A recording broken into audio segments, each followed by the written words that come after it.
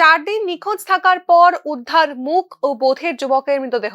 ঘটনা উত্তর ত্রিপুরা জেলার পানিসাগর 9 এলাকার জলেবাসা গ্রাম পঞ্চায়েতের বড়বাড়ি এলাকার বাসিন্দা প্রসেনজিৎ মালাকারের মৃতদেহ দেখতে পেয়ে মঙ্গলবার সকালে এলাকাবাসী খবর দেন পানিসাগর থানায়। পুলিশ খবর পেয়ে তৎক্ষণাৎ ঘটনাস্থলে পৌঁছে মৃতদেহ উদ্ধার করে ময়নাতদন্তের জন্য পানিসাগর হাসপাতালের মর্গে নিয়ে যায়। জানা গিয়েছে 29শে জুন সন্ধ্যে থেকেই নিখোঁজ ছিল সে। কত নম্বর ওয়ার্ড?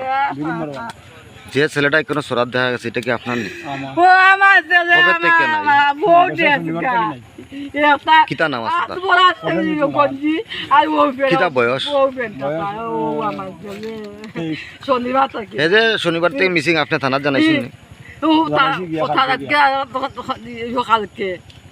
মৃতদেহের ময়নাতদন্তের পরেই এই মৃত্যুর আসল কারণ জানা যাবে বলে জানিয়েছে স্থানীয় প্রশাসন। ধর্মনগর থেকে কিশোর রঞ্জন হরের রিপোর্ট, নিউজ নাও।